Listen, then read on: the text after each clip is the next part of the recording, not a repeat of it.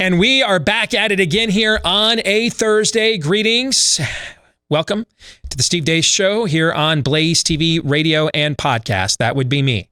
Todd Erzen and Aaron McIntyre, they're here with me as well, as are all of you at 888-900-3393. That's 888-900-3393. Steve at stevedeace.com. That's how you can email the program, DEACE. Like us on Facebook. Follow us on Twitter at Steve Deace Show. Over on Parler at Steve Deace. Check out our new YouTube channel, youtube.com/Steve Deace, where you can get free samples, videos of this show that you can look at yourself, and then hopefully you'll share with others. Also, coming up on December the 15th, my next book, the novella sequel to A Nefarious Plot, A Nefarious Carol, is dropping nationwide. You can get your pre-order at Amazon.com right now. Coming your way on December the 15th. Go to Amazon.com, get your pre-order in. My kids are expecting a good Christmas this year, and frankly, that's up to you. So I expect you to stand and deliver. I did my part. All right, now it's time, frankly, ladies and gentlemen, for you to do yours. How was that for a pitch? Was that good? I'm good. I'm all about the coattails, baby. Was that okay? Just keep pitching. I mean, because the consultants are telling me that maybe I should sell it more rather than demanding more. But I kind of feel like, we should just put it on people and just tell them, buy it. We should just do that. This is kind of old dog, new tricks territory. I agree. I mean, yeah. But when you sell, you demand. I mean, this is not even a book thing, really. I couldn't agree more. I mean, and look how far being a contrarian has got me so far. All right, so we mentioned it is the sequel to my 2016 book, A Nefarious Plot. Starting next week, we're going to spend several Theology Thursdays leading up to the release of my next book, A Nefarious Carol, the sequel. We are going to revisit A Nefarious Plot for Theology Thursday starting next week. We're going to go back through it again. There's a pit in my stomach already. Yeah, I know. When I came in this morning and said we were going to do this, dude, there was a Mike Pence level forlorn look on your face, okay? Like, I don't know if I want to go down that rabbit hole again. Yeah. We're going to go through it 4 years later, how much of it turned out to be prophetic and, how much of it was, hey, it was fun while it lasted. We're going to apply it to what's going on in the culture today and set the stage for the sequel when it drops on December the 15th. So we're going to start that as an ongoing series on Theology Thursday next week. I'm giving you 1 week warning. I know some of you wanted to purchase this over the last few months, and they were out at Amazon.com. I just checked with our publisher. They've got copies there now. They have been refurbished. So you can go to Amazon.com right now. If you don't have a copy of A Nefarious Plot, get your copy right now so that you can go through this book with us each week here for Theology Thursday on the show. What's that book about? It's about us. And it's about what hell tried to do to us and thinks it was successful at doing. So Todd, what do you think? Are you looking forward to going through this again? Oh, I definitely. As you know, I've read the book 5 or 6 times because I have edited. No, It just gets richer and richer the more you go through because of the times we're living in. Now, is this kind of a Catholic evangelical thing where Aaron's like, I really don't want to do that, go into that realm again, and the Catholic guy's like, yeah, man, let's do another exorcism. Let's do it again. Or is it just, Aaron, are you just that creeped out by it? See, Todd thinks that wine, if you let it sit around for long enough, it becomes richer and richer. Actually, it's turning into vinegar, but that's his, But Todd likes vinegar. Yes, so I like exactly. that. There you go. Oh, by the way, that movie, if you didn't know, we're turning that into a motion picture as we speak. That is going on as we speak. So it's a perfect time to go through it again and reset it again, leading up to the unveiling of the sequel on December the 15th and with the production for the film version underway. We're going to start that next week on the show. All right, coming up today on the show for Theology Thursday, we're going to revisit a topic that I am getting a slew of questions about. And it's got various applications and tentacles, but they're all asking me the same question. And a buddy of mine just got arrested out of Moscow, Idaho, for daring to be outside without a mask, even though he's got medical permission not to wear one because of breathing difficulty. And should he just do whatever the law says? When do we say no? We're going to revisit a presentation I gave earlier this year on Romans 13. It's only about 15 minutes. We're going to play it again for you on this show, and then we'll react to it. That's coming up in Theology Thursday a little bit later on. 3 non-political questions coming your way, Aaron. This is me warning you to be ready. I did it this time. Oh, so you're ready right now? I am, yeah. Wow, okay. And then the one and only Adam Carolla is going to join us at the bottom of the hour. Perhaps the #1 podcaster on planet Earth. A unique talent. When you can go from partnering with Dr. Drew to our old Salem cohort, Dennis Prager, you are a man of wide-ranging views and talents. I think that's a apropos description of Mr. Carolla, don't you? Oh, absolutely. He will join us about the #1 at the box office, the #1 documentary, political documentary last year. It is out on demand right now, and he's going to tell us about it. That's coming up at the bottom of the hour. But before we get to all of that, here's Aaron's rundown of what happened while we were away. What happened while we were away, brought to you by another night of peaceful protests.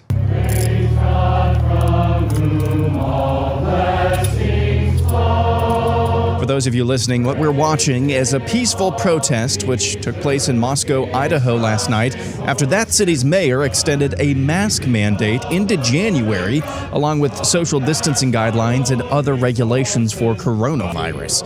Members of the community, primarily made up of congregants of Christ Church, pastored by Doug Wilson, showed up at City Hall last night to sing hymns without masks.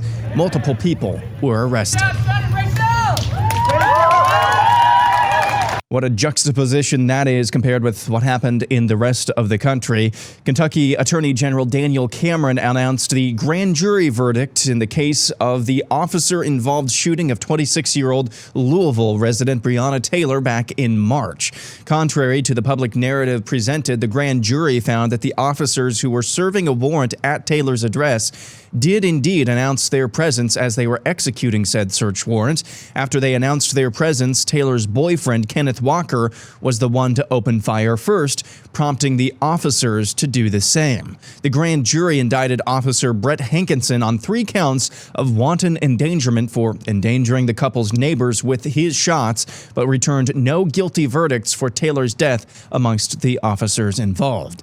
Attorney General Cameron had this to say after announcing the verdict. I know that not everyone will be satisfied with the charges we've reported today. Every person has an idea of what they think justice is. My role as special prosecutor in this case is to set aside everything in pursuit of the truth. My job is to present the facts to the grand jury, and the grand jury then applies those facts to the law. If we simply act on emotion or outrage, there is no justice. Mob justice is not justice.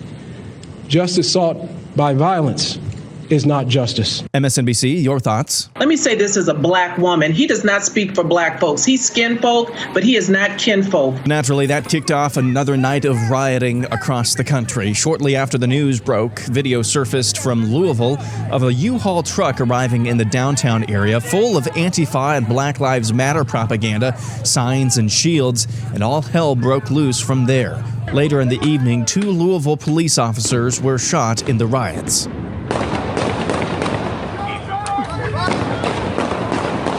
WTVD-TV tweets, Louisville officer shot but unclear if tied to protests. Reuters tweets, demonstrations in Louisville wore on past nightfall in defiance of a 9 p.m. curfew and remained mostly peaceful until several gunshots rang out in the midst of a skirmish between protesters and heavily armed police.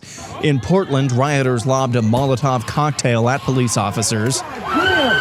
In Los Angeles, Black Lives Matter terrorists abused a black police officer standing guard.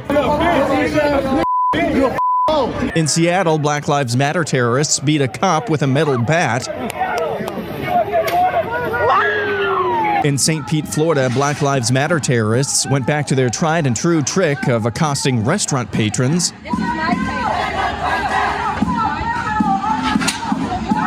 And to cap it all off, CNN contributor Sophia Nelson tweets regarding Kentucky Attorney General Daniel Cameron, Uncle Tom, stop and fetch Negro, the end. Moving on, and in coronavirus news, Dr. Anthony Fauci was grilled by Senator Rand Paul on his record on mitigation strategies for the virus. Do you have any second thoughts about your mitigation recommendations, considering the evidence that despite all of the things we've done in the U.S., our death rate is essentially worse than Sweden, equivalent to the less developed world that is unable to do any of the things that you've been promoting? You've been a big fan of Cuomo and the shutdown in New York. You've lauded New York for their policy. New York had the highest death rate in the world. How could we possibly be jumping up and down and saying, oh, Governor Cuomo did a great job? He had the worst death rate in the world. No, you misconstrued that, Senator, and you've done that repetitively in the past. Or they've developed enough community immunity that they're no longer having the pandemic because they have enough immunity in New York City to actually stop. I challenge that, Senator, because I want to, please, sir, I would like to be able to do this because this happens with Senator Rand all the time. Later on in the day at a White House press conference, Dr. Scott Atlas laid waste to the panic porn stars in the media. Yes, this clip is a little long, but it's worth it. Dr. Redfield today said that more than 90% of the population remains susceptible to coronavirus. Do you agree with that assessment? Yeah, I think that Dr. Redfield misstated something there. And misstated last time and I'm going to answer your question if you let me finish. The reality is that according to the papers from Sweden, Singapore, and elsewhere, there is cross-immunity, highly likely from other infections, and there is also T-cell immunity. And the combination of those makes the antibodies a small fraction of the people that have immunity. So the answer is no, it is not 90% of people that are susceptible to the infection. So I guess Americans hear one thing from the CDC director and another thing from you. Who are we to believe? You're supposed to believe the science, and I'm telling you the science. In other news, President Trump announced the Born Alive executive order, which would guarantee medical treatment to infants who survive abortion. A bombshell dropped yesterday in the ongoing saga of Joe Biden's son, Hunter Biden, and his dealings with Ukraine and Russia. It was from a Republican investigation into fraud and corruption by the Bidens that the younger Biden received a $3.5 million wire transfer from Russian oligarch and Putin stooge Elena Baturina. And finally, South Dakota just keeps looking better and better and better and better. Kristi Noem, Governor of South Dakota. This is how we do social distancing in our state. That was great. Less COVID, more hunting. And that's what happened while we were away. Aaron's montage brought to you by Home Title Lock. So what does COVID-19 have to do with losing your home? It turns out it might be a lot. The FBI says that cybercrime has gone up 75% since we locked everybody down in their homes and made everybody do everything online. And it gets worse because that's also where the legal titles to a lot of our homes are kept these days. And the cyber thieves know this, and they've got a new crime for it. It's called home title theft, and it's everywhere. Cyber criminals forge your signature on a quick claim deed, then they refile as the new owner of your home. You're off the title. And they can destroy you by taking out loans against your home, steal your cash or equity, stick you with the payments, and you may not even find out about it until you get a foreclosure notice in the mail one day. But Home Title Lock, they will protect your home's legal title, your most valuable asset. They will put a virtual barrier around it, and the instant they detect any tampering whatsoever, they will mobilize to shut it down. But first things first, go to HometitleLock.com and register your address to see if you're already a victim at HometitleLock.com. And then while you're there, use the promo code Steve for 30 free days of protection with the promo code Steve at HometitleLock.com. Coming up in the overtime today, we have some very interesting voter registration numbers we're going to share with you. You don't want to miss it. BlazeTV.com/Deace. BlazeTV.com/Deace. That's where you can go to get a discounted subscription to Blaze TV so that you don't miss it. That's also where you can go if you are a Blaze TV subscriber. It will be posted there after it's recorded, posted there for you to watch later on demand at BlazeTV.com/Deace. And there was another poll out today that's just complete and total garbage. I was looking at it. We were talking about it before we went on the air. The New York Times, and Siena College, their forecast had Hillary with 99% odds of winning in 2016, by the way. They have a poll out today with Trump at 36%. Folks, there's no possible way that will happen. Are you sure? Yeah, I'm sure. They've been nailing this whole 1619 project thing this week. Yeah. So are you sure? I hear you. Folks, in a two-way race, a sitting president isn't getting 36% of the vote. All right, in 1992, Ross Perot got a historic share of the vote as a third-party candidate, 19%. All right? And George Herbert Walker Bush still got 37% of the electorate, with Ross Perot as a third-party candidate getting 19%. Okay? A sitting president. Oh, by the way, Donald Trump is polling better with Republicans in this election, his party, than George H.W. Bush was in 1992. Okay? That's one of the reasons Ross Perot got 19%. A good portion of that was George H.W. Bush's base. I remember working college Republicans in that election and door knocking and everything else. A sitting president isn't getting 36% of his own, 36% of the vote in a two-way race. If that were possible, he'd have faced a primary. He'd be out of office. You'd be like Jimmy Carter up against, Ted Kennedy in 1980. George Herbert Walker Bush, who got primaried by Pat Buchanan in 1992. Presidents in power who are that unpopular get primaried, guys. Okay? He's not getting 36% of the vote. Come on. Just trash. I mean, just trash. It's just not even bad. It's malfeasance. Let's get into the rest of what is an Aaron's montage today. And I have to tell you, I know the community of Moscow, Idaho very well. I was just there a couple of years ago speaking at that Christian University, St. Andrews College. One of the individuals that was videotaped there, I know him. His name is Gabe Wrench. He has a really cool politics, culture, political podcast, by the way. It's called Cross Politic. You should check it out sometime. That's what it's called, Cross Politic. I've been on there before. If anything, I got to tell you folks over there in Moscow, you're slipping. I'm kind of surprised it took you all until middle of late September to pull that.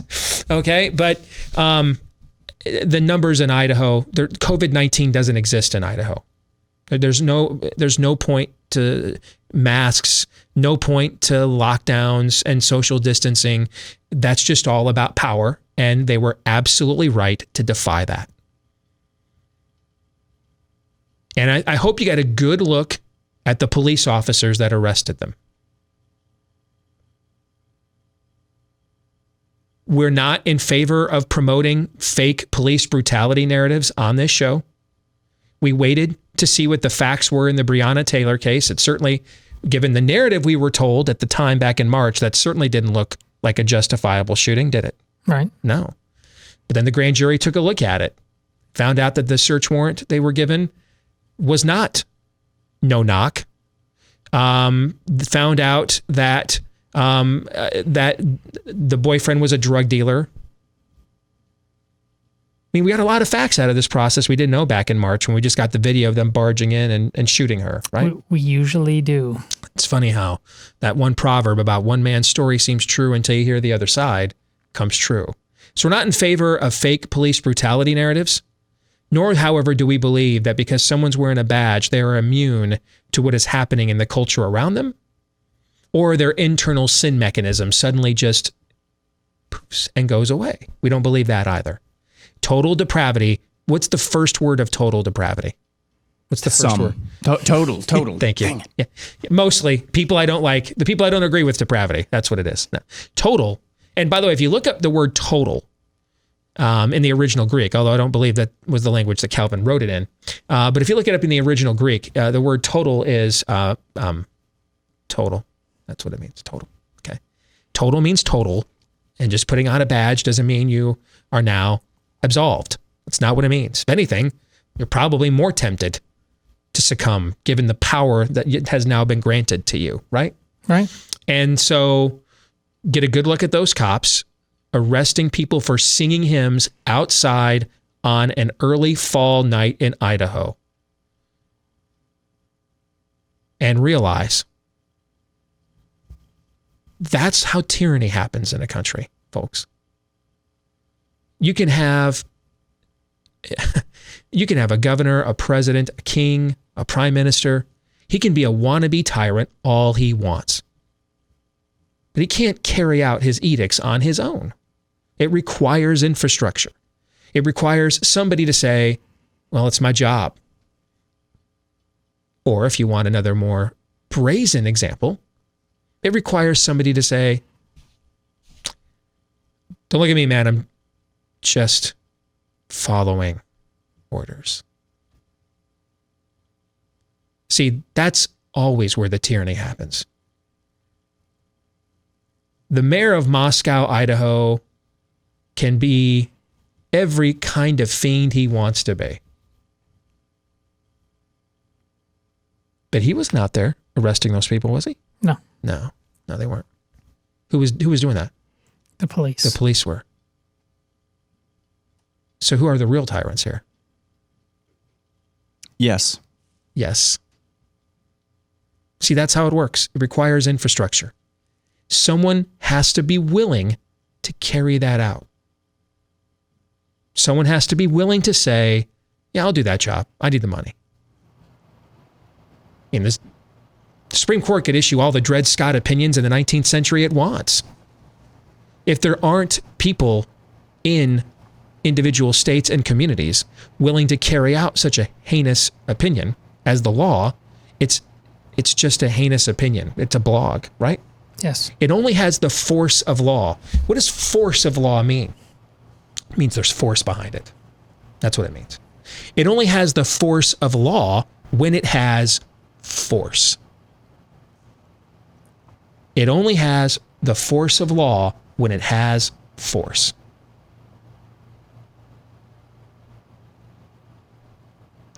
Moscow, Idaho is a very small community, by the way.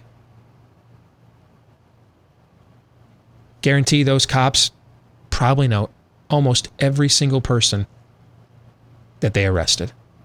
Probably on a first name basis. Like that scene in Tommy Boy.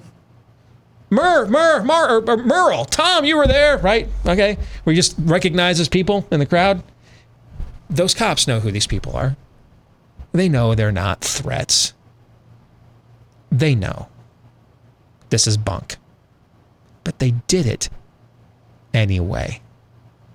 They did it anyway. That's the lesson here. The lesson isn't that a mayor is drunk on power and panic porn. We already learned those lessons, right? We know those. Those aren't the lesson. That's not the lesson to learn here. The lesson to learn here is that your neighbor there wearing the uniform and the badge with the gun was willing to earn a check carrying out this foolishness, this tomfoolery, and arrest his own neighbor for it, for singing hymns in Idaho. While a U-Haul truck that just happened to be in the neighborhood in Louisville, Kentucky, pulls up with just spontaneous signage, man. I don't know where these signs came from. I mean, this U-Haul truck was here. We opened it up, and lo and behold, specified political messages in favor of the narrative that we have at this particular moment just happened to be conjured and there. And we decided, what the heck, let's just take advantage of it, right? And it's really disappointing at this point that cops, knowing what they obviously know, don't understand that, you know what, yeah, we have to pick sides too. The juxtaposition of almost the exact same time that they are carrying out those Barney Fife arrests, their brothers in Louisville, Kentucky are getting shot and firebombed and hit in the head with baseball bats. I know. Now, we've got your back on that front. Yep. Do you have ours? That's a great question. That's the question right there. That's the question right there. You nailed it. Anthony Fauci, for the 10,000th time, is either the biggest fraud in American political history or one of our worst fiends. And what he said, I don't think this clip made Aaron's montage. I mean, Aaron could have done his entire montage in that exchange yesterday between Rand Paul and Anthony Fauci, frankly. I decided we had heard too much of Fauci. So. And I'm glad you made that decision. And there was a lot of other breaking news for us to get to. Like, I probably don't even have time now to touch on this Hunter Biden story, okay? But Anthony Fauci, one of two things happened with Anthony Fauci yesterday. Either he lied to the United States Senate, or he got so worked up which I'm guessing, I'm actually in this case, I'm guessing it's the second option. Because you have to understand people with Napoleonic complexes like Fauci. They're not used to getting pushed back on. Especially as aggressively as Rand pushed back on him yesterday.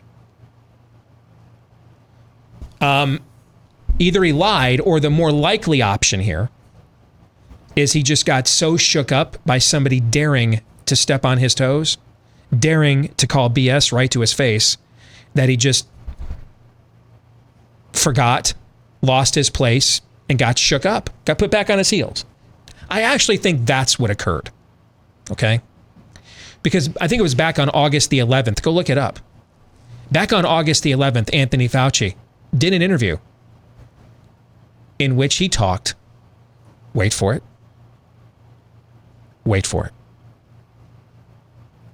in which he talked about the growing likelihood of cross immunity for COVID-19 because of our past exposure to coronaviruses. The very thing he said up there yesterday and told Rand Paul he was dead wrong about, didn't know what he was talking about, way off base. Anthony Fauci addressed this over a month and a half ago. He talked about it. He's on the record talking about it. Because do you know who did one of the 24 studies? Do you know who did one of the 24 studies that Scott Atlas quoted yesterday at the White House? And Lord, you can take me now. I'm good. I still have some answers I got to know, but I'm good. You can take me now. Somebody at 1600 Pennsylvania Avenue said some of this stuff for once. I've only been waiting for 6 freaking months. If this had happened 3 or 4 months ago, would we be talking about coronavirus on a daily basis the way we still do now? No. Nor would the New York Times and Siena College put out a poll with Trump at 36%. It would at least be 39%. And the other troubling thing about that, it's a hopeful message that Scott Atlas. They don't want to hear it. And they're mad about it. And these are all people that live in New York, that tri-state area, or DC. The idea that it's not as bad, and they're upset about that. But one of the 24 studies, folks, I can't wait to tell you this. I'm just going to let it linger for a minute. One of the 24 studies on cross immunity to coronaviruses that Scott Atlas of Stanford University referenced yesterday at the White House. Do you want to know who authored one of those 24 studies? Come on. Guess.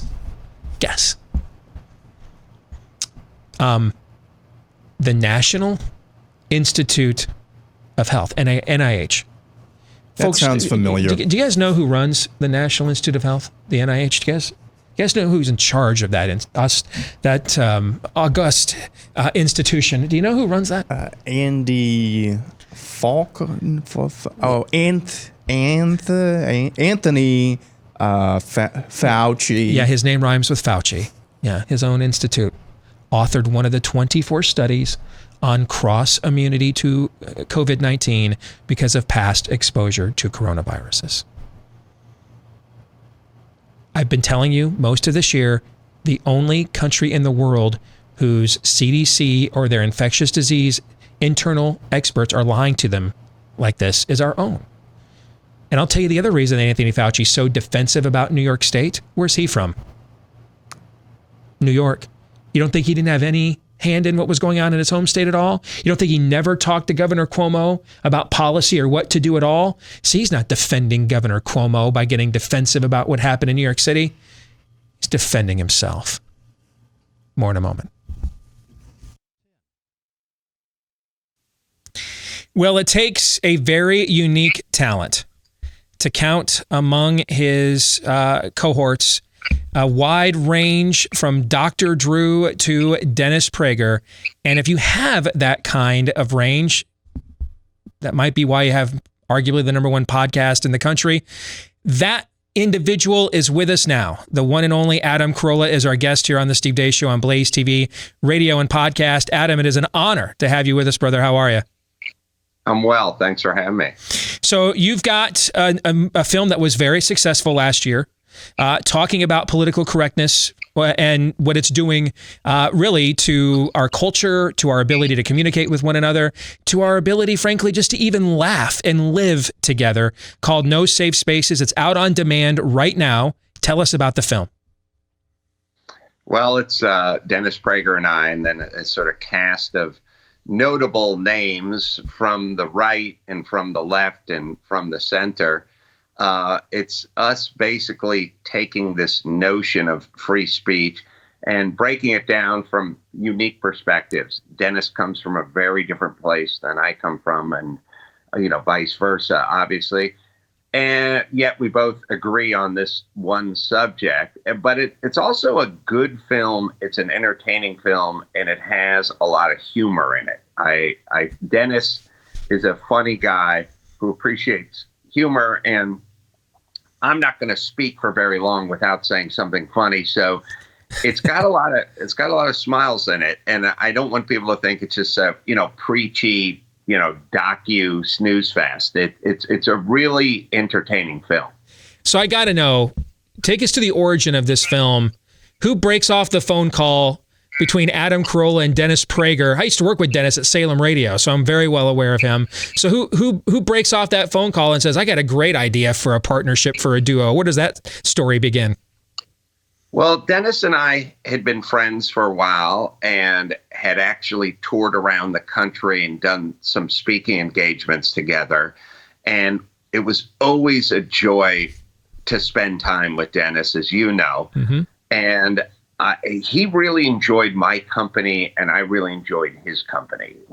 He's just one of my favorite guys to, the thing that was funny about hanging out with Dennis is like hanging out in the green room backstage and having our conversation interrupted sometimes to have to go out on stage and have a conversation was almost like a disappointment. Like I was so into talking to him.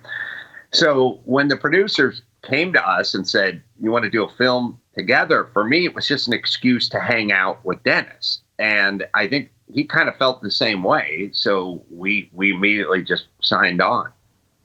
So you're in the gated community in the podcast world. I would live probably in where our platform is in like the upper middle class. So I don't get around as much as somebody like you. I'm not as nearly in demand as somebody like you, but I do get around.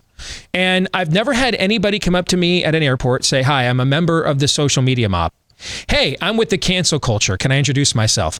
Who are these people? Who are these nameless, faceless people with all these screen names that corporate America and a lot of the people involved in what gets said and done in pop culture are deathly afraid of, Adam? Who are they?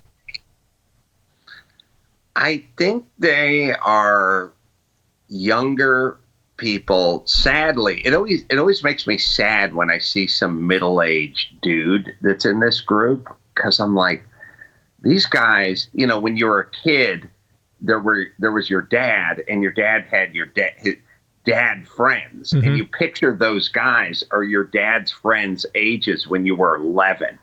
And you're thinking to yourself, really, these guys are engaged in this nonsense? These are mostly people who I realize don't have hobbies. And I know it sounds like I'm making a joke, but I'm not really making a joke. All the guys I know who are like car guys, I'm pretty deep in the car community. The car guys don't engage in this because they have a passion, they have a love, they have things they want to do. The guys I know who are builders, the guys who put wood together, the guys who fabricate metal, these guys, like the people that have passions and hobbies, not engaged in this asinine behavior. It's the people who their hobby is either watching CNN or staring at their computer and trying to deplatform people they disagree with. They're essentially, hobbies have become other people, not hobbies as we used to know it. I mean, just think about hobbies. People used to be into things. They're not into that. They're into this sort of, climate change, but that's not something that ever ends. I mean, like I was thinking about the dynamic behind this. When you're into car restoration You restore the car, and then eventually you drive it to the Bob's Big Boy and order a shake. If you're into climate change or social justice, it never ends. You're just frustrated your entire life. That is a fascinating observation, because one of the things that I'm always curious about is what is the driving impulse of this? I mean, I understand historically that movements associated with fascism or Marxism, they have, you know, proto iterations that begin this way: the stifling of dissent, creativity, free speech, things of that nature, in order to set the stage for something. And I think that that's part of what's going on here, which is probably what draws somebody like a Dennis Prager or myself into the debate. But then I just think there's just frankly a lot of losers. I mean, I think there's a lot of 23-year-old dudes who just never were in a fight. I think what the great prophet Ice-T once said, which is Twitter is the place for a bunch of people to say things that they would have never said to somebody's face without getting punched in the mouth. And I think that's part of it. I think that, you know, a lot of people, I see what goes on with my kids and their friends and what they say to each other on their Snapchats and text messages. I mean, you and I are probably roughly the same age. If we ever got caught saying something like that about somebody else, even if we thought it, you better be prepared to throw down right now. There's going to be a fight. Someone's crying, bleeding. There was almost like a built-in honor code growing up. And I just think this generation just never had that, with zero tolerance policies and everything else. And it's massively passive aggressive. And it's just never really faced any kind of real confrontational, accountability for being a dumbass. 100% correct. They also never learned how to lose. Now, that's not the same as getting a participation trophy. That is not learning how to lose. So the thing that I've realized, like when my son ran cross country when he was 8 and he came in 7th place, and I said, okay, it's time to go home. His mom said, no, now the podium ceremony. And I said, the podium ceremony is only for the top 3. And she said, oh, no, they're all getting out there. So what happened? Well, my son, he knows he didn't win the race. He knows he didn't come second in the race, but he doesn't feel like he lost. And you and I grew up doing a lot of losing. You know, high school football, I did a lot of losing. Little League baseball, I did a lot. Life to me was a lot of losing, and I learned how to deal with losing. Mm-hmm. This new group hasn't learned how to deal with losing. I mean, look at it this way. They lost an election for a president and completely went bat crap crazy and never let it go, never accepted it. They literally just went, sorry, you lost. Literally, your guy won, and in the past 2 terms, you had 8 years. Now, your girl lost, and our guy won. So that's going to be 4 years, and they went nuts. They just went ballistic. Like, they literally can't lose. They don't know how to lose. They can't accept it. I think that's a good observation as well. I've told my daughters that one of the main requirements for them, if they want their father's permission, or the guy who wants to marry them wants my permission to do so, if you want to be old-fashioned and traditional about it, one of the 2 requirements is they had to have gotten their ass kicked at least once in life, taken a punch, either figuratively or literally. Maybe not literally in a fight, but been cut from a team, lost something, didn't get a job, gotten fired from a job. Because a man that's never been kicked up, put down, will be one of 2 things. Either A, he'll be completely passive, afraid of taking any risk because he's not sure he can take a punch, fail, and get back up. Or B, and I think that's the driving impulse that you're talking about, driving cancel culture, it'll be the exact opposite. It'll be an extreme amount of arrogance. The idea that I can't ever lose, I'll never lose, that I'm somehow entitled to not be offended. That seems to be what you're describing here as one of the impetuses that are driving this. Absolutely. I mean, it's such an important, maybe more important than winning, is losing. And if you don't learn, if we protect or we shield, basically it's like this. A lot of these young people have allergies and hay fevers and, lactose and gluten intolerant. They have a lot of intolerance. Why? Because we scrubbed them down with Purell and we kept them away from dirt and we weakened their immune system. And that's why half these kids are allergic to peanut butter when nobody you knew growing up was allergic to peanut butter. That was a food group when we were growing up, Adam.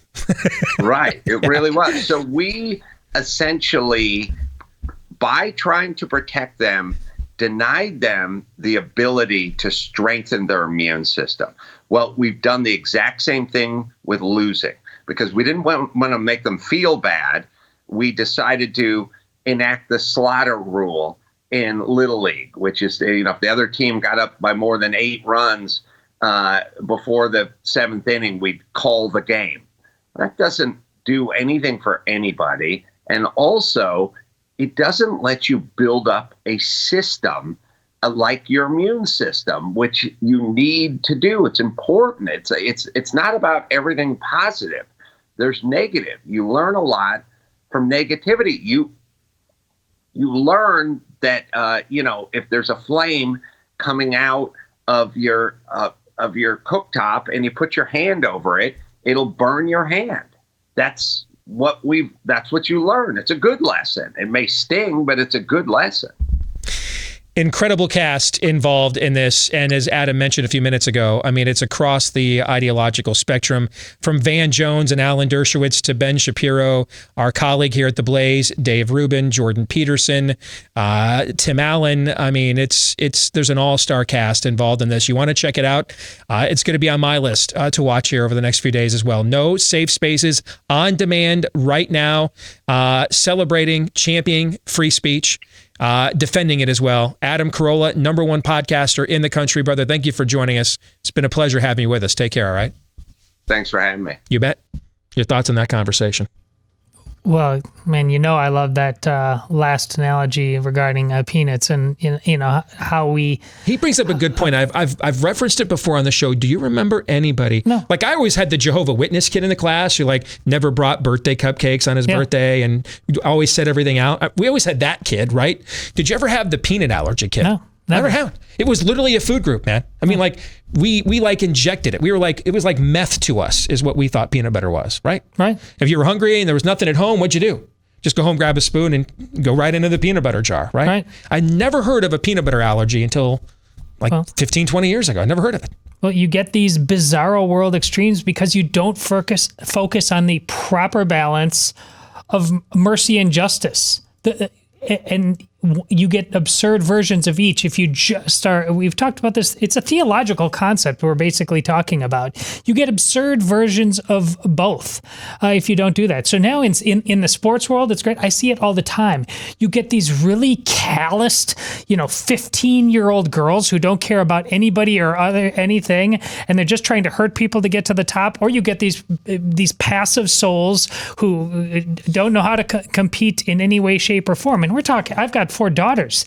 You take, like you said at the beginning, you take this into the man's world, it becomes even more absurd. And he makes a great point about all these men who work with their hands. They just don't have time for this. There's a mission. There is something I'm trying to do. Mm-hmm. There is an art to it, a science to it, a finesse to it. It is the good, the true, and the beautiful. If you don't have those in your life, the God-shaped hole, it's another version of that. You fill it with the obscene. It will happen. That is the rock-solid scientific truth of this age and every age. You will believe in something as God, one way or the other, so it better be the real one. I mean, imagine, Aaron, your life, and you volunteer. It's one thing to get paid to be this kind of a troll, right? Sure. For a living. But imagine you sign up voluntarily for your life to be driven by this. And I don't want to imagine that because that's a very bleak existence. It's like Harry Potter on the floor of the Ministry of Magic, somewhat fighting back possession by Voldemort. You'll never know true love or friendship, and I feel sorry for you. Talking to Voldemort there. That's what it is. It is a bleak existence. Yet, as Todd was just saying, if you do not have a purpose to your life, which there are increasing numbers of people who feel like life is purposeless. Take away the pandemic, but just naturally in an increasingly secularized world, how many times and how many clips are out there of Richard Dawkins essentially saying and overtly saying, your life is meaningless, make of it what you will. When your life is purposeless, you will be driven by and driven to anything whatsoever. And getting a rise out of people, making yourself your own God, trying to formulate an existence and a reality out of nothing as if you are God, and trying to foist that upon people, which is essentially the goal subjectively of the cancel culture, of the cancel mob, the Twitter mob. Then this is what happens. Cancel culture and the Twitterati is what happens when you try, as Todd said, to fill the God-shaped hole in your heart with anything other than him.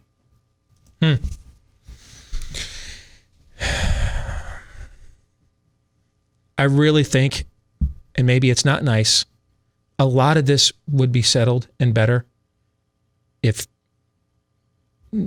these guys had to be in fights when they were younger. I mean, I really do. That teaches you. Adam was correct. You learn a lot from losing. Losing a fight, having to come back the next day in school with a black eye. I don't disagree. Okay, you learn mercy when if you're winning the fight, when to give up, when it's won, and to walk away. Right? Yeah. I mean, there's a lot of valuable lessons young men can learn in those situations that we have sanitized and sterilized a generation of young men from getting to learn. Hour 2 is next. Back with Hour 2, live and on demand here on Blaze TV, radio, and podcast. Steve Deace here with Todd Erzin and Aaron McIntyre. 888-900-3393 is the number. Steve@stevedeace.com is the email address. Like us on Facebook. Follow us on Twitter at Steve Deace Show. Over on Parler at Steve Deace. YouTube.com/Steve Deace. That's youtube.com/Steve Deace. And the last name is DEACE. If you're a podcast listener, thank you. We love you every bit as much as we do everybody else. We just ask in return you do 2 things for us if you love us. Number 1, hit that subscribe button on your podcast platform of choice. And we need a lot more of you to do that. We just had the number 1 podcaster in the country on the show, Adam Carolla, a few minutes ago. And so I've got some podcast envy right about now. So we really need you guys to be smashing that subscribe button. We've got... He's a few laps around the track ahead of us, okay? You can also leave us a 5-star review if you haven't done that yet. We appreciate all of you that have been kind enough to do those 2 things for us, however. Coming up at the bottom of the hour, 3 non-political questions, and Aaron says he is ready, Todd, which means we're probably only getting 1 Mount Rushmore question this week. You only are going to have to answer 1 this week because he's ready. Whatever that means. Actually, I didn't have any, but now I think I might have. Now you're going to throw it in a spike? That's a dude code move. I respect it. You respect that move, wouldn't you? Of course. In fact, you know what? It would be the dude code thing just to come back now, dump the questions you had, and then just show up in 30 minutes with the lamest set of 3 Mount Rushmore questions you can come up with. But you won't do that because then there's the audience code and they won't like you. Right? So you'll have good questions. And now that you've suggested that, I can't do that anymore. That's true. It would have been better to blindside us. And if you would have blindsided us, I'd have respect. I would have actually rewarded that. Man, he's getting a lot of esteem from you today. I am. You know what? I'm fired up. I got fired up by the Adam Carolla interview. I got a little fired up by that. So, all right, let's get to Theology Thursday, brought to you by our friends over at Rough Greens. You know, people walk their dogs. That's good. Run with their dogs. That's nuts. But you do those things because you want your dog to be happy and healthy. Here's another thing you can do to help your dog be happy and healthy as well. Your dog needs nutrients, vitamins, minerals, antioxidants, prebiotics, omega oils. The list goes on. And chances are that store-bought food they love doesn't have much of that. It's probably dead, sterilized in order to be available for mass consumption and production. That's why we take so many supplements these days as humans. Same thing goes for our pets, our dogs, and that's why I've been telling you for a while now about Rough Greens. It's not a dog food, but it is a dog food supplement that you can put on the dog's food. and it's jam-packed with all the good stuff, likely missing from the food your dog is already eating. And your dog's going to go crazy for this stuff. Our dog Cap loves it. And if you don't see a difference in your pet in 14 days or less, get the 14-day Jumpstart Bag 2-day for just $14.95 at Rough Greens, RUFF, roughgreens.com/blaze. Again, that is roughgreens.com/blaze. Well, I have been getting, and we were getting these questions a lot in May when the numbers were going down, as they are right now across the country. Heading into June, where people were more like, hey, how much longer do I have to tolerate this crap? Okay. Went to Walmart yesterday. Still have to wear a mask, but I'll say this. Nobody out front checking for masks anymore. Saw a couple people walk in without them. Nobody said anything. Like the directional signs of the aisles and all the social distancing stuff they had at Walmart, all that's gone. So maybe slowly but surely, we're getting to normalcy. I mean, those infection fatality rates from CDC that we gave you yesterday, essentially, unless if you're under 70, go live your life as you were before. And if you're around people that are over 70, take the necessary precautions and maybe even then think about a mask. I don't know. But anybody else under than 70, just back to normal life if you look at those IFR numbers that we had yesterday, right? Yeah. And so now that the numbers are down again, now that we're down to 1.5% of all ER visits are for COVID, that's it. And people want their lives back and they want their kids back in school and their sports back. And now that you're watching on TV, now can you see the argument 2 months ago was, why can't we have football and just watch without fans on TV? And now that the games are back, people are like, why can't we go and tailgate? You know what I'm saying? People want more and more of the normalcy. And so I'm getting more and more questions about this. People want to know, when is it okay to defy? When must I obey?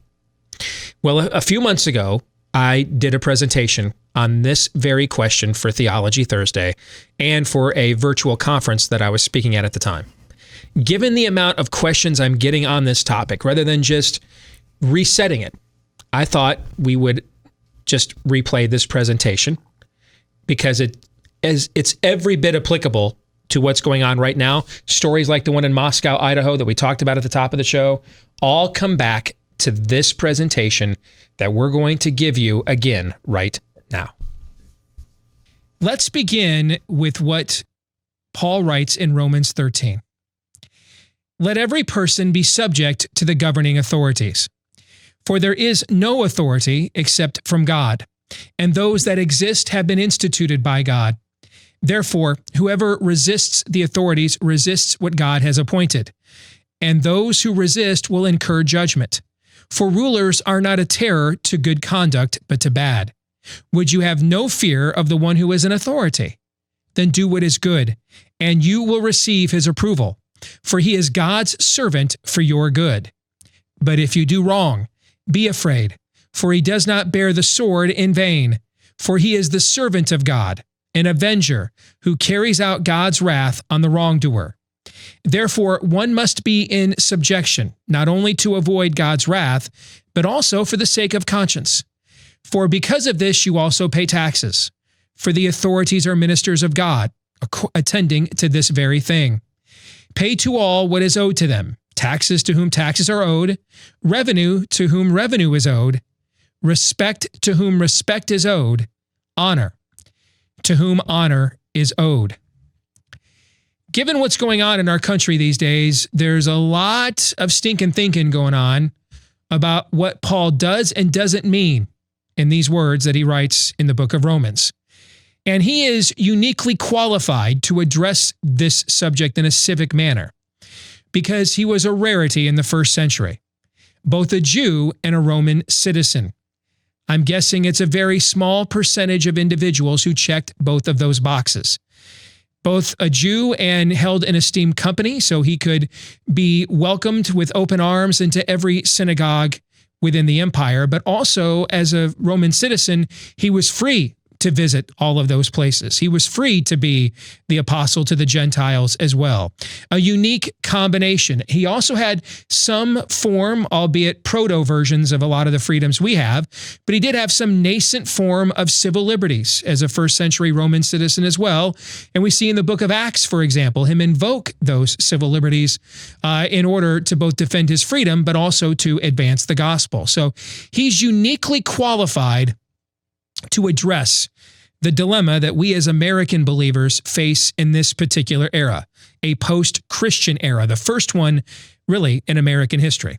So let's dive into this. Let's look at what Paul does and doesn't say in these verses, one by one, beginning with this first and most important point. Romans 13 does not mean do everything government tells you. And you know this by looking at how Paul himself lived out his own teaching and what happened to him as a result. When trying to explain the principle of headship in the home to my own daughters, I explained it to them this way. If I asked mom to join me in a drug dealing business, should she do it? I am the head of the home. Should she submit to me and join me in Breaking Bad? And the girls, when they were small, would kind of chuckle and say, no, that's dumb, Dad. That's silly. Well, you need sometimes to illustrate absurdity by pointing out the absurd, right? And that means there's a chain of command.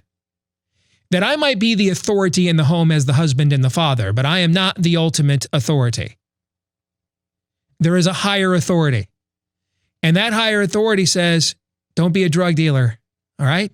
So, should my wife submit to me if I ask her to do something that violates God's command? Or should she submit to God? The answer, of course, is the latter. The same thing applies here. And you can tell that that's what Paul means. By the way, he lives this out himself. I know we live in this era of reconstructionism and reductionism. And we live in this era of Bible studies where we ask each other banal questions like, well, what does that verse mean to you? Nothing. No one should care what it means to me. I didn't write it. They should only care what it means. All right? So Paul gets to determine the context here. He's its author, writing under the inspiration of the Holy Spirit. And what do we know from tradition about the end of Paul's life? Nero decapitated him. Why did he do that? Probably because Paul wasn't willing to do everything Nero, who was a notoriously vile, cruel, inhumane Caesar. Probably because Paul was not willing to do absolutely everything that Nero commanded. If he were, then there was no reason to execute to martyr Paul. So you know from Paul's own life, the times he was in chains, the times he was imprisoned, the times he was accused, sometimes falsely, the times that he was ultimately executed. You know from his own life that he didn't mean here, do whatever government tells you to do, no matter how damnable and dumb. That brings us to our second point we want to look at here about Romans 13. Romans 13 is therefore a civic application of a universal biblical truth / creed that is stated repeatedly throughout the scriptures. We are to obey God and not man, to render unto Caesar that which is Caesar's, and to render unto God that which is God's. Paul even closes with his own variation of this at the end of the scriptures we looked at in verse 8. Respect to whom respect is owed, honor to whom honor is owed. Do not give a civic ruler respect and honor that goes to God alone. Do not put cultural custom above Christian doctrine and say, well, I'm just following Romans 13. No, you've actually bastardized Romans 13. You're following the world, not the way. No, we are to obey God and not man. This is repeated constantly and consistently throughout the scriptures. We are not to, when in Rome, do as the Romans. We're to be a holy, peculiar, set-apart people. There's to be something distinct and different about us. And one of the main things that should be different about us is we live in this life as if we are citizens of another kingdom. Point 3 in our 6 things every believer needs to know about Romans 13 and what Romans 13 does and doesn't say. The purpose of government is to punish evil in order to protect the righteous. Paul writes, the state, the government, is to be an avenger. Another translation says an avenging angel. He does not brandish the sword in vain, meaning it's not to be wasted. He is to wield it. It's there for a purpose, and that purpose is to punish evil in order to protect the righteous. That's why Paul says, don't run afoul of the law, if you can avoid it, of course. Sometimes you can't because the law itself is immoral. But when the law isn't immoral, don't be immoral in violating the law. Otherwise, that sword will be brandished against you. Even as a believer, you will not be immune from that justice. When you break the natural law, it breaks you. And that is the role of government. It is not here to play referee. It is not here to determine what is fair. It's not here to determine what is right or wrong, but to enforce that which was right and wrong predetermined before it.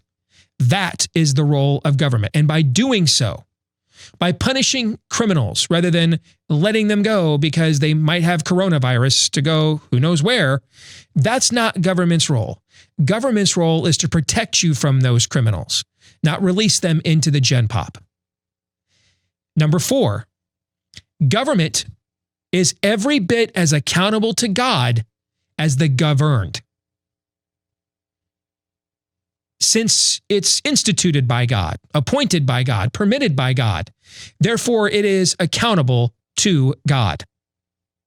God is no respecter of persons, the scripture says. The heart of the king is in the hand of the Lord. He, she, they, every bit is accountable to God, as are you. There is no divine right of kings or special dispensation for people whose opening line when they meet you is, I'm from the government, I'm here to help. Quite the opposite. History is replete with examples that the same total depravity that threatens each and every one of we mere mortals is especially temptable to those with all of that power and access to other people's money. No, government is every bit as accountable to God as are the governed. Point 5. In our country, we the people formed the Union and the Constitution that guides and governs us. And our politicians are public servants who only govern by our consent. So we are not to submit to them as much as they are to submit to us. Therefore, in the case of these United States, we the people are the instituted authority that God has appointed. This is one of the major sticking points I see a lot of American believers and pastors get wrong. Well, I have to shut down my church because blank, because government told me to. Well, I have to bake the cake blank because government told me to. Wrong. You are the authority, as am I. We the people, we are the authority. It has derived its powers from us. God has permitted this unique structure that we call Republican form of government or democracy. We the people formed the Union. We the people ratified the Constitution. We the people go to vote. Remember, I said earlier, Paul had sort of proto-versions of the civil liberties we have today. Well, what Paul did not have was a representative form of government. That's what we get to have. We elect proxies. They are to govern on our behalf. We have referendums on their success or lack thereof. These are called elections. We get to remove them, sometimes even sooner. Sometimes for a criminal action or an impeachment or a recall of some kind. No, all of the ultimate accountability in our system resides with the people, not with the politicians. We don't submit to them, they submit to us. This is not a king-servant relationship, a king-subject relationship. This is a citizen-public servant relationship. And that when you understand that, you learn two things. Number one, why this country has been a huge promoter of religious freedom, both within its borders and across the globe until recent times. And that has been to the benefit of the Christian church because it recognized that government is not God, God is God. But then two, you recognize why we've lost so much of our freedom and liberty, and our religious freedom is so imperiled right now as well, because we have given up the premise of our government. We've abrogated our authority. We've done what is wise in our own eyes, as opposed to letting our yes be our yes and our no be our no, and keeping our vow and saying, hey, we're serious about this responsibility, serious enough to hold politicians who violate their oaths of office, to hold them accountable. And yet in this country, over 90% of incumbents get reelected in every election. So the same people that like to complain all the time about corruption in politics will often then just turn around and vote for the same people they were just complaining about. That is not the fault of the political process. God says to the prophet Ezekiel, hey, when the people sin, they're guilty of their own sin, but you that were appointed watchmen on the wall, you're guilty too. You didn't warn them. You didn't impart to them what I told you to say. You didn't hold them accountable. Well, in our country, we are those watchmen on the wall. The final point to make about Romans 13. As we enter into America's first post-Christian generation, every believer needs to be prepared to tell government no. You will not stand down on the gospel to appease your cultural customs or your authoritarian decrees, just as Paul did. Some of you may be unsure. Boy, could I really say no when they tell me I have to teach my kids that Heather has two mommies, that there's such a thing as 57 genders. Some of you may not be sure, boy, when they show up at my bakery, can I resist, or my floral shop? Well, I bring you glad tidings of great joy to close out our conversation here today. If you as a believer are unsure of whether or not you have the courage of conviction to say to government at some point when it wants to violate your conscience and get you to do that which God says is wrong, if you're unsure whether you can tell government no or not, the good news for you today is you're going to find out. Because in the post-Christian generation in which we live, straddling the fence will not be tolerated. You will be made to care. You will give a yes or you will give a no. You will, each and every one of us in this era in which we live, the system will demand that we choose ye this day. And so does God. Get you guys' thoughts here on that in a moment. But hey, trying to sell your home in any environment, any economic condition is difficult, stressful, especially the unprecedented times. Got it in. Especially the unprecedented times in which we live right now. That's why if you're going in to this real estate market, make sure you're going with an agent who's all in for you. Now, where would you find an agent? It's not like when you go to their websites, it says, I'm kind of in, part of the way in. I'm in until it gets hard. They don't just put that stuff on their site. It'd be kind of cool if they did, but they don't. So you want to find an agent that's been fully vetted. And the name kind of says it all, where you can find that kind of an agent. realestateagentsitrust.com is the website. No one gets listed there anywhere in the country that has not been fully vetted and has a transparent track record of success. So that's where you want to go to partner with the right agent who recognizes that they work for you.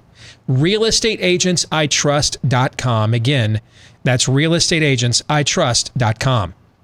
Looking back at that presentation from several months ago, I don't know what you guys think, but I think point 5 is the one that stands out the most to me, because I think this gets misconstrued.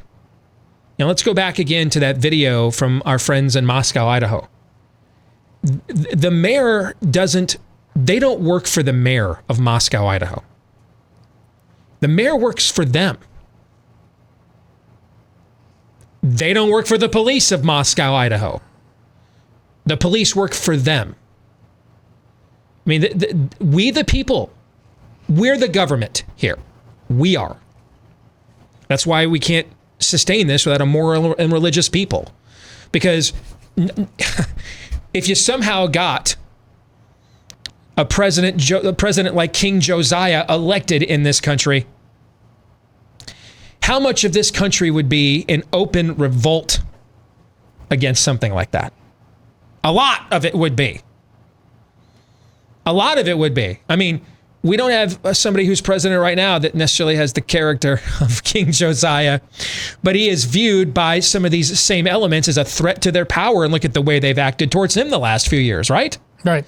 So that's why it's hard to maintain self-government if ourselves are corrupted, and irredeemably so. But ultimately, we're the power. We are the power. These government entities submit to us. We vote them into office. We are the ones that provide the consent. In any relationship, does the power lie with the person who is reliant upon for consent, or the one that is waiting upon the consent? Where does the power lie? It's the one who gives consent. That's exactly right. That's where the power lies. See, ladies, you've had the power all along. Don't let our fake muscles fool you. All right? But you guys have had the power here all along. All right? It's the person who gives consent, whose consent is required. That's where the power is. There is not a single police officer in America, not a single governor, mayor, legislator, governor, period, without our consent. We're the power. So this idea that we just do whatever they tell us to do because they won the election, no. That's not how it works. That's not how any of this works, in fact. No, they do. It's the other way around. Because they won the election, they do what we told them to do. It's the other way around. Other way around. So in this country, it's not about to what extent do we go to submit to them. It's about why do we put up with it when they don't submit to us. Now, gentlemen, your thoughts. Well, you're, of course, talking about the proper order of things. This is throughout the Bible. Lord, I did this and this and this in your name. And I said, no, I hardly knew you. This is Sabbath was not made for man. The Sabbath, man was not made for the Sabbath. The Sabbath was made for man. Steve regularly talks about motivation, and that's at the heart of all of these issues right here. Following these laws and the motivation to do so, and for anybody who's now an adult Christian to still be confused about this is ultimately where your confusion is. It's about your motivation. Your motivation, unfortunately, when it comes down to these rubber meets the road issues, are not about serving the Lord. They're just about serving you. I say that not callously, because I know it's hard. There's no way you're not going to have a rumble in the tummy when it comes down to put all your cards on the table. But it's what we're called to do nonetheless. That's not ambiguous. We act like it is. We keep coming back to the Steve Deace Show and asking, Steve, can you talk me through? It's not ambiguous. The only thing that's ambiguous is your true and total commitment to the Lord you claim you serve. Again, I do not say that cavalierly. I have to do the same thing every day, morning, noon, and night. Call myself to account in that way. But that's it. That's the game. And you chose it. You weren't dragooned in that. You chose it, unlike the way you're being dragooned into mask nonsense in Moscow, Idaho. Just choose this day whom ye will serve. Just make it clear. And then the rest of this goes away. Yeah, I agree. Point 5 is where we get off on the wrong foot, I think, a lot of the times when applying Romans 13 to our current situation. Speaking of removing ambiguity, the ambiguity comes into, well, to what point do we obey the governor? What point do we obey the judge? Well, no. To what point do we obey them? Well, as long as you're not sinning, it's often, well, they're not asking you to sin. Well, if they're in the case of the mask and there's not if it's a matter of conscience, let's just stipulate to that. If it's a matter of conscience and they're telling you wearing this, you must wear this because wearing this will stop the spread of the virus, that's not telling you to sin or not embracing a lie. Is that not a sin as well? I'm not saying if you wear a mask that you are sinning necessarily, but if you assent to that because it's the government, because they are the authority, then it's still a matter of conscience. That's what I'm talking about here. And amongst Christians, and with increasing frequency, especially with this issue and the virus in general, there are, if you want to be more cautious, that's okay, but don't then pass judgment on others who believe and who want to live their lives the way that they were, or something similar to that. Similarly, I don't think you're a terrible person either if making a mask or wearing a mask makes you feel better. But let's not lie to each other either, because oftentimes we make matters of conscience, we turn them into morals, one way or the other. We're putting our faith in whatever's being stipulated as being this is the panacea or this is something else. Don't embrace the lie. Follow your conscience as much as you can and give a lot of grace to others. Well said. We'll come back in a moment. Play 3 non-political questions next year on Blaze TV, radio, and podcast. Stay tuned.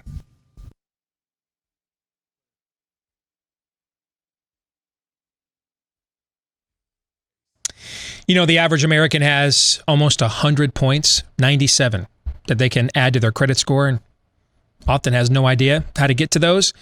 Well, that's where ScoreMaster comes in. It's the new credit science that super boosts your credit score. Forget raising your score by just a few points. The average ScoreMaster user can raise their score 61 points in 20 days or less. 61. Now, how? Because they make the information accessible to you.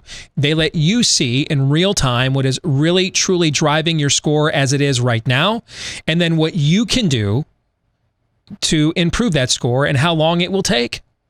This is empowering information that typically the banks, the credit lenders, they had, but you did not. But now ScoreMaster has put the power where it belongs, in your hands.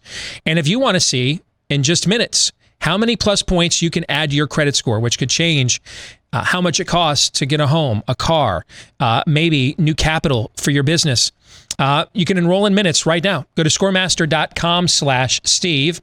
Again, go to scoremaster.com/Steve. That's scoremaster.com/Steve. It's now time for 3 non-political questions. We all have questions. Who am I? Why am I here? Where am I going? Who am I? A search and a question of identity. Why am I here? A question of meaning and purpose. Where am I going? Question of destiny. Some better than others. What sort of morality or proto-morality would you expect to find in a chimpanzee troop? Injecting some levity into the demise of Western civilization. It's 3 questions on the Steve Deace Show. Yes, 3 non-political, hopefully good questions. But probably not. But probably, actually. Questions, all the questions that I ask are amazing, thought-provoking. You've never seen questions like this before. You're going to get tired of all the good questions. Require large amounts of thinking and deep thought and introspection.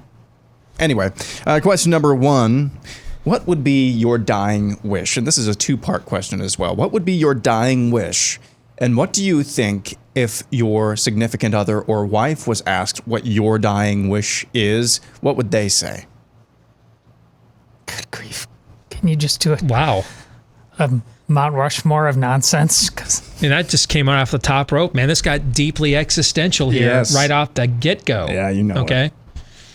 My dying wish would be that my children know the Lord and make different mistakes than I made. Learn from my mistakes. Make your own mistakes. That has nothing to do with the Supreme Court. No. I've told them this their whole lives. Learn from the mistakes your mom and I tell you about, and then as you get older, we'll tell you about more of them we don't want you to know about when you're young. All right? And learn from the mistakes you see us make in the home as you're growing up. And then when you grow up and you get out of here, make your own mistakes. Learn from our mistakes, make all new ones. Don't repeat our mistakes. So I think that would be my dying wish. And I think Amy would probably give an answer. I mean, she'd throw in something snarky like the Detroit Lions finally win the Super Bowl or something, but ultimately I think she'd give an answer. Predicting my answer would be very similar to what I just told you.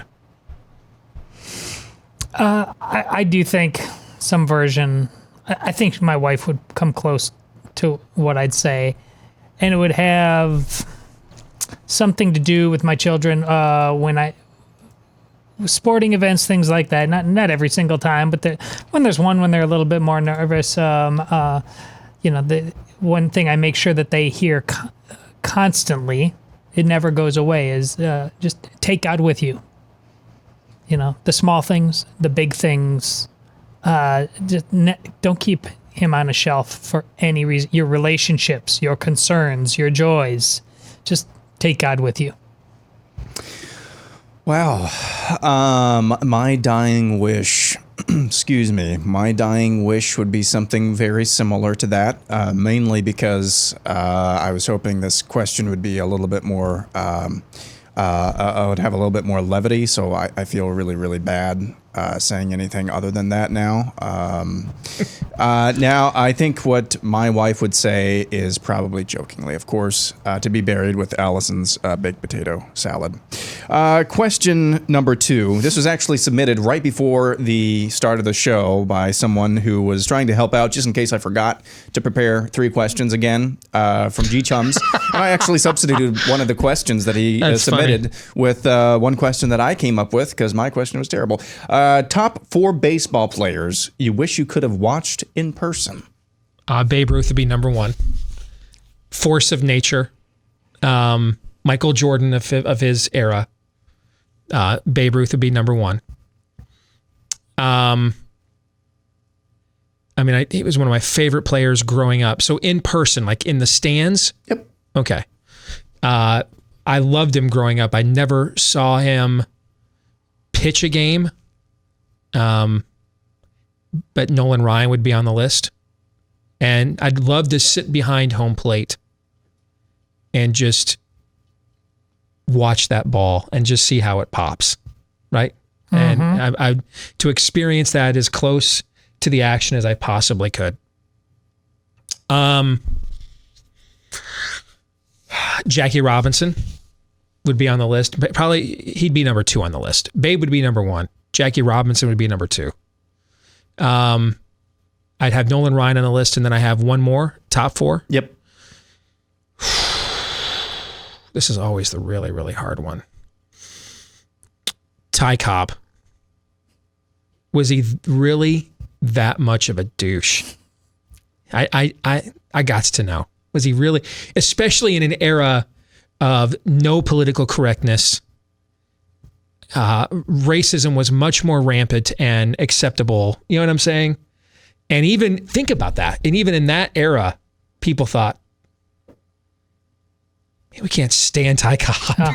Right? And you just saw it recently. I love that line from Field of Dreams. We thought about asking Ty Cobb to come along, but then we realized none of us could stand him in real life, so we told him to stick it. Yes, yeah, exactly. Let's see. Todd, you're up next. Well, Steve's first 2 are my first 2. Then I would add Johnny Bench. Oh, the baseball bunch. Did you watch that growing up every Saturday morning, brother? Oh, yeah. Oh, yeah. Yeah, and he was just, I just saw a stat from him. He hit 3 home runs in a game against Steve Carlton twice. Wow. All right, some people think he's the best left-handed pitcher of all time, or he's on the list. Anyway. Right. Yeah.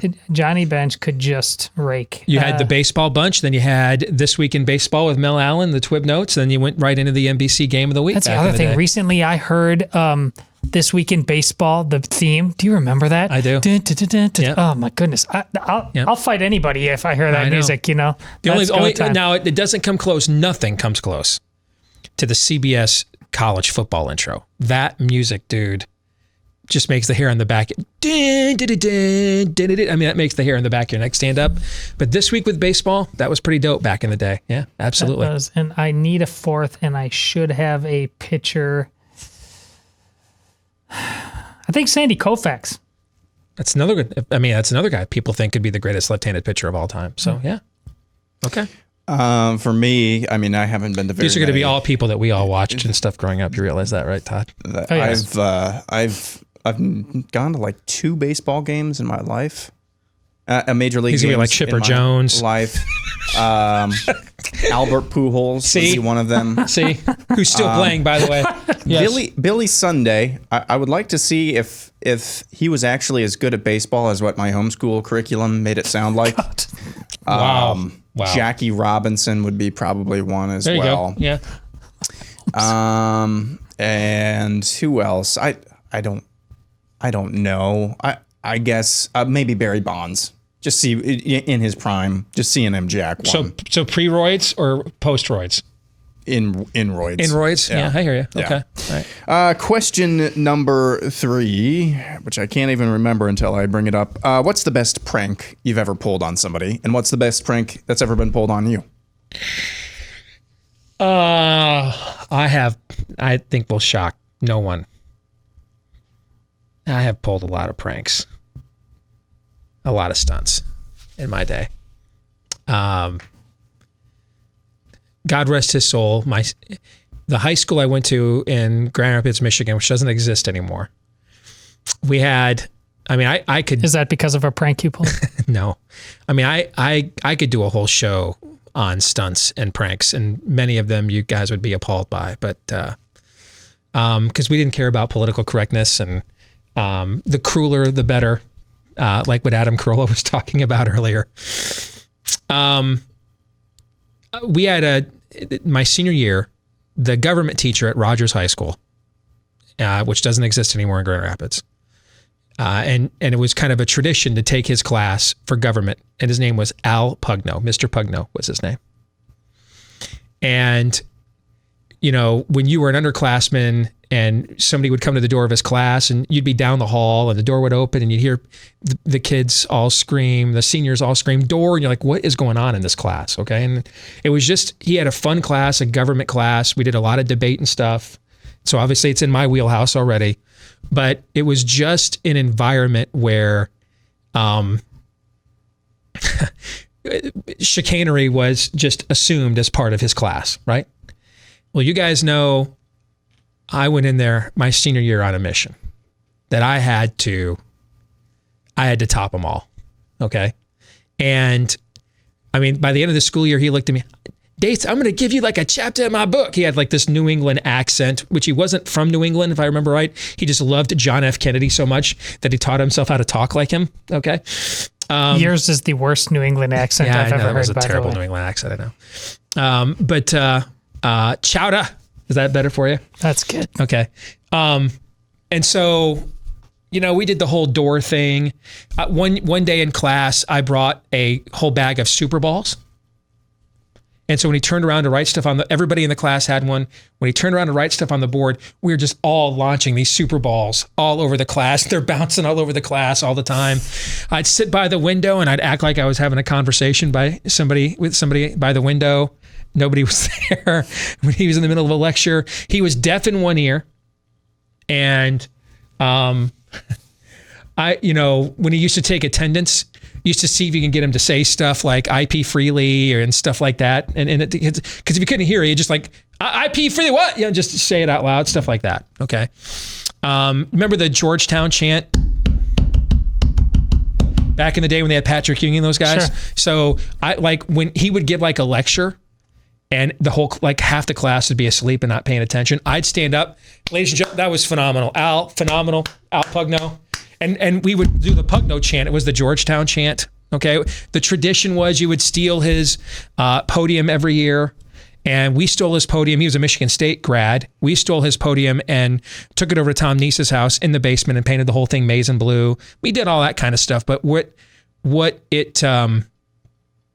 night we used to just go to his house at night and play basketball when he wasn't there. We just played with this basketball hoop in his driveway. When he'd come home, we were all just sitting there, and at 10 o'clock at night in his driveway. I used to call him up and do like really bad Chinese restaurant impersonation. He'd try 15 egg roll with chicken and pork, and he'd get all mad. And we did this kind of stuff to him constantly. Okay. And I mean, I spent my entire senior year. All right. I mean, one day in the hallway, I walked up to him and slapped him right on the ass in front of all his teachers. That was a phenomenal lecture today, Hal. I'm really fired up. Okay. Okay. But the best we did was me and a guy named Jeff Edgerly ended up, he was showing us the miniseries on the first black Supreme Court justice. Sidney Poitier played him on TV, Thurgood Marshall, okay? And he's showing us the TV miniseries they had just done on Thurgood Marshall at the time. And me and the kid in the class, Jeff Edgerly, took the remote to the VCR. All right. Now I said to Jeff, now you got the remote. Hold it under the table. He won't see it under your desk. When I give a voice command, like in Star Trek, push that button. Okay. So we're 10, 15 minutes in the movie. Class is totally quiet. It's dark out. All of a sudden I say, rewind. Jeff pushes the rewind button and the tape starts rewinding. Stop. It stops.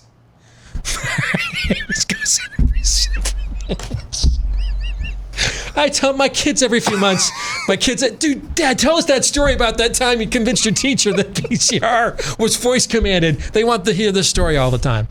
All right. Hal jumps up after this goes on 4 or 5 times and runs over to the TV, looks at me, looks at the TV, and he's like, is this how it works? All right. And so he goes down to the library. Our librarian, I don't remember her name. She was mean, man. We called her Nurse Ratchet because she was mean. She comes storming down the hallway, all right? And she walks in and says, all right, who took the remote? Give it to me. We own up to it. Give her the remote. She turns around, Al, come on, and walks out. It's one of my favorite memories of my childhood, of which there are many, many, many pranks that were pulled on me, or I pulled on others. You deserved many, many beatings. Yes. Yeah. I know. You're lucky Jesus got a hold of you. I know. Some other people are probably pretty lucky too, I would imagine. Yeah. So. Got anything, Todd? I don't know. You asked him for one. He said, let me tell you about my 20. Wow. My favorite, I don't remember ever being involved. This isn't a Jesus juke. I'm clearly the opposite. But a guy a year older than me, he's a white guy, as white as there is, and his name was Michael Jackson.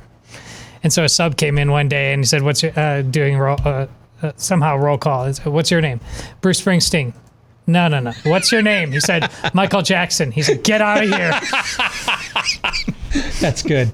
I like it. That's good. I like the Walmart story that I keep telling people. Yeah, you fooled me on that, actually. Yeah. But probably the best active prank, non-oral prank back in college. It was the first day of a semester, and I worked at the radio station. I can tell this now because I don't really have fear of retribution at the time. I had roof access to this radio station, and one of my coworkers, who was also a college student, did as well. And students were back in class for the semester, and a couple were getting a little bit, I don't know, there's a little bit of frivolity going on beneath us. So we got up on the roof with a bucket of water and dumped it on this couple. Nice. I like that. I like it a lot. Turns out the dude was really nice, a really nice guy, and I didn't know that.